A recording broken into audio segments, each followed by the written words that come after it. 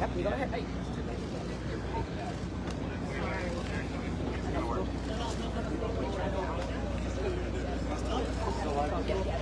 Constable? Constable? Are you going to stand there during the news conference? Is it possible to get a shot down because of blocking the television? Yeah.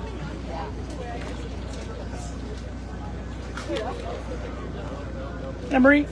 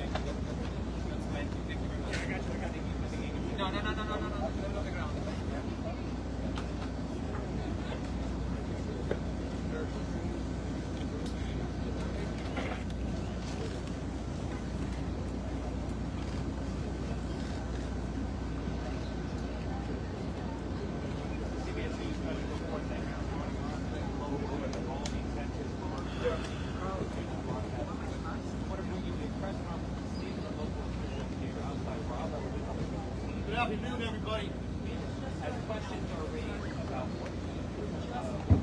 Good afternoon, everybody. My name is Victor Escalon, Regional Director for DPS South Texas. Thank you so much for being here today. My goal today on this conference, this press conference, is to give you a snapshot where we're at today. This incident happened on Tuesday, May 24th. So there's a lot of information, a lot of moving parts. We have a lot of people involved in this investigation. I'm going to give you a summary of what happened. But before I do that, I was able to make it here during the event on May 24th. Same with a lot of other law enforcement officers that came to this event, this critical incident. I got to see the victims. I got to see the officers. I got to see the community members. It is so hard. It's hard to take. It's traumatic. We're all hurting inside. We're hurting inside for the community members in Uvalde, Texas. We're hurting inside with our local partners that have to live here and work here every day. The victims, the family members, we feel for them. I'm a father. I can't go home tonight and hug my kids. That hurts. The members behind me are family members. Their kids. It's tough. It's tough. It's hard. But that gives us the motivation to move on, to do good work for Uvalde, Texas, for the victims. We speak for the victims, and we take that dearly. Before I get started, Texas Rangers are leading this investigation. So we can't do it alone. We cannot do it alone.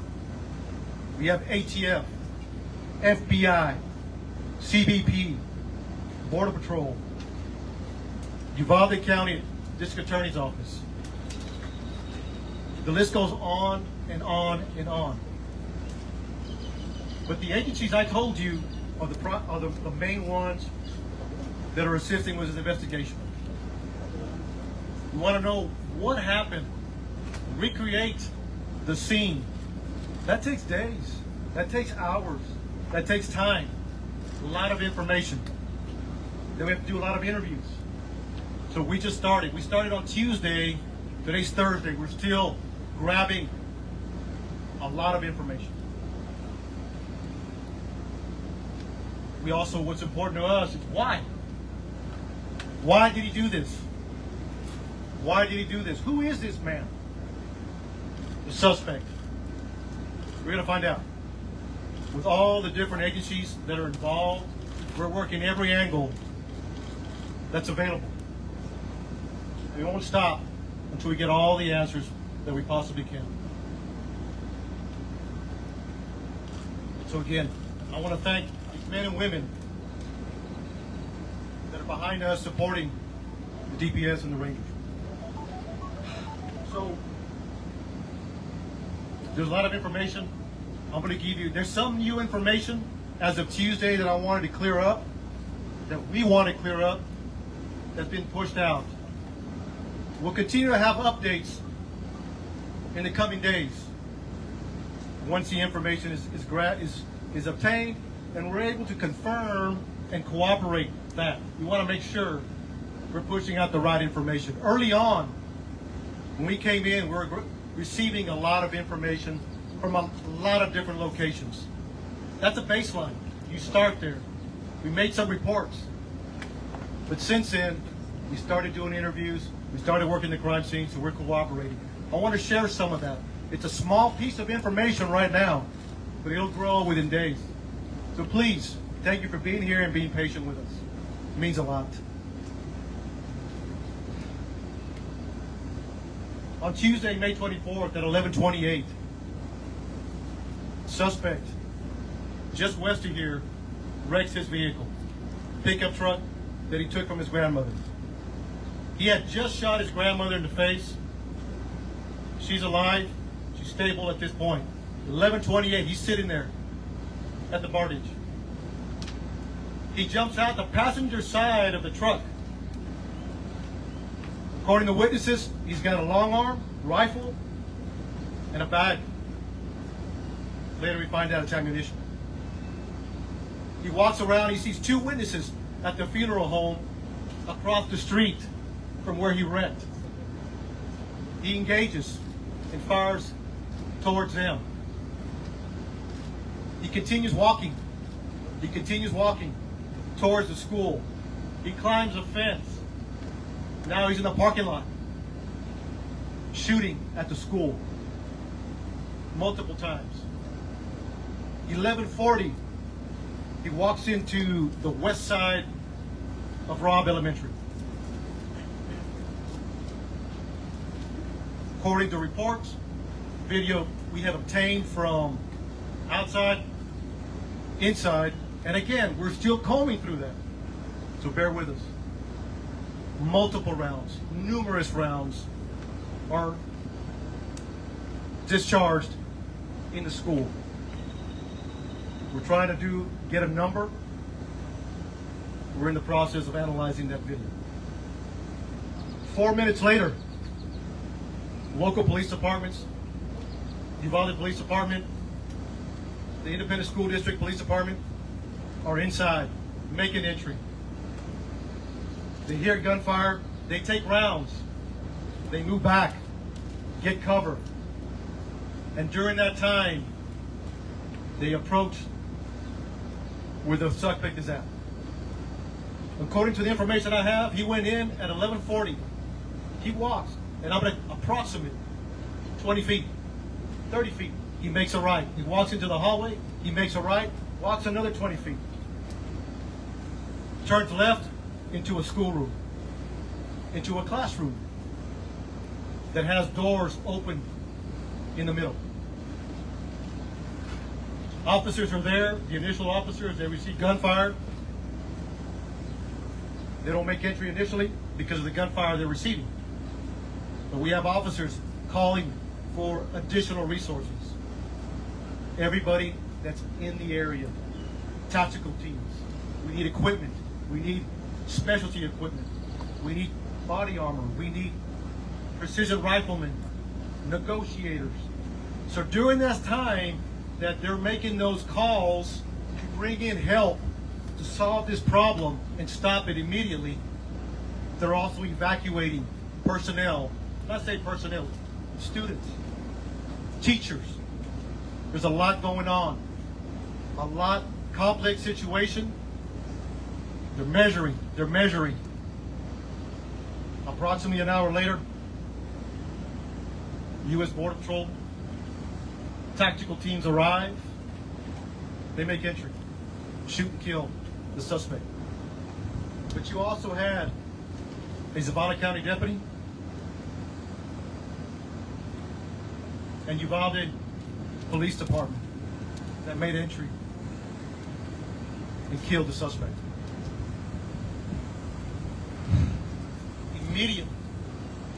Immediately, numerous officers. Now it turns into a rescue operation. How do we save these children? How do we save these children? Some made it out. We don't have a hard number yet, but that was a goal. And then continuing, making the area safe, continue. A lot of moving parts afterwards. But during, they were taking gunfire, negotiations, and developing a team to make entry to stop them.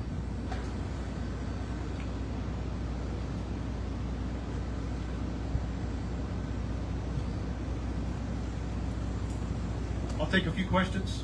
And again, look, a summary. One more thing I forgot to mention that I want to clear up that came out early on. It was reported that a school district police officer confronted the suspect that was making entry. Not accurate. He walked in unobstructed initially. So from the grandmother's house to the bar ditch to the school, into the school, he was not confronted by anybody.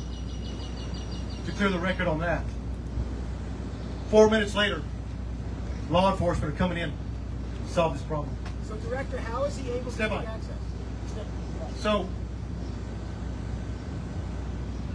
just want to clear that up. That's very important. And again, this will happen as we move forward. So, thank you. I'll take a few questions. Director, how is he able to get in if it was a school that's supposed to be locked during the school day?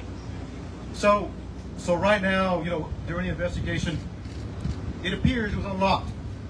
So we're going to look at that and try to corroborate that as best as we can. How many gunshots were there? I do that. Please, one at a time, and we'll address as many questions as we can. So let me finish this question. One at a time, announce your name, announce your network, okay? I'm with ABC News. My name is Josh Margot, and how do you know why it was unlocked? So Josh, thank you for the question. So right now, it appears it was unlocked. Like I said, it goes back to the investigation. It takes time. We will find out as much as we can why it was unlocked, or maybe it was locked. But right now, it appears it was unlocked. Kerry Sanders, NBC News. My question is, you say at one point when he was inside there, among the things you were attempting negotiation, was he responding to negotiation? And in that period of time, was there continued gunfire? So during that time, right now, according to the information we have, the majority of the gunfire was in the beginning. In the beginning. I say numerous, more than 25. I mean, it was a lot of gunfire in the beginning. During the negotiations, there wasn't much gunfire, other than trying to keep the officers at bay. But that could change depending as once we analyze the video. But right now, according to the information, he did not respond. Director, my name is Yamas with NBC News. My question is this: was there a school officer on campus, and was that school officer armed? Because that's what we've been told. So at this time, no. There was not an officer readily available, armed. No. What was there? An officer? No. Nothing. I can't answer that yet. I'll circle back with you again. As we do that investigation, we have all these questions we want to answer. So, but I'll get back with you, sir. There's a 12-minute gap. There's a 12-minute gap from when he crashes his truck to when he enters the school. 12 minutes. What happened in that 12 minutes? So you got to understand, 11:30 is the information we have at this point that we can confirm. 11:30 a.m. the PD we got a crash and a man with a gun. And then you have responding officers. That's what it is. If it's 12 minutes from 11:30 to 11:40, that's the information we have right now. Look, at the end of the day, our job is to report the facts and have those answers. We're not there yet. Sir,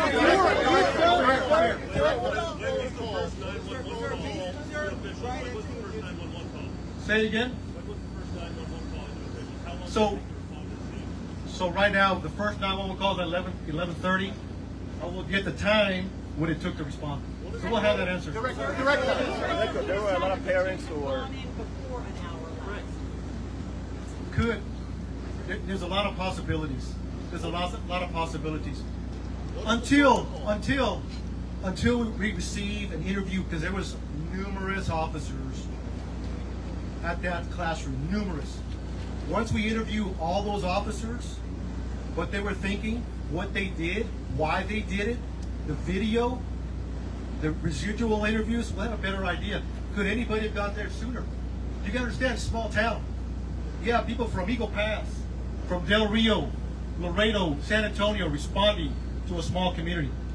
Director. Why given the information you have so far, sir, should the officers have gone in sooner? Should they have made those tactical teams, or should they have gone right in? That's a tough question. That's a tough question. Again, it goes back, our job is to report the facts.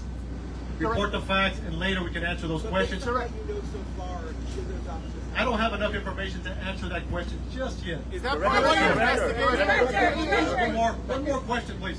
There were a lot of Is parents. it accurate that eyewitnesses and potentially parents of the students were urging the police to go in while you were waiting for a tactical SWAT team, even that some parents were asking to borrow police armor so they could make a counter-assault on the school? I have heard that information, but we have not verified that yet. So What part haven't you verified? we have not verified if that's a true statement or not. Or is it just rumor out there? So you got to understand, we're getting a lot of information we're trying to track down and see what is true. We want to vet it. That's all I have. We understand, but can you Thank you so much. You're law enforcement had the tactical gear. Did you follow best practices? Explain Did you what follow you- best practices for active shooter scenarios? So look, we appreciate the questions. What were the officers doing between 11:44 and 12:44? I got you. The suspect is barricaded behind that. You guys have said that he was barricaded. Can you explain to us how he was barricaded and why you guys cannot reach that door? So I have taken all your questions into consideration. We will be doing updates. We will be doing But you're updates here to now, answer you those should be able questions. to answer that question now. I think there's a lot What of. is your name? Shimon Pocahontas from Shimon. CNN. I hear you. Because we've been given a lot of bad information, so why don't you clear all of this up now and explain to us how it is that your officers were in there for an hour, yes, rescuing people, but yet no one was able to get inside that room. Shimon, we will circle back with you. We want to answer all your questions. We want to give you the why. That's our job. So give us time. I'm taking all your questions. I'm taking them back and talk to the team. Can you tell And us how the door was barricaded? thank you for being here. We'll talk soon. ¿Puedes decir algo en español, por favor? En español. En español. por favor. En español. ¿Puedes decir algo en español, por favor? No podía decir about the video. Director, ¿puede decir algo en español, por favor?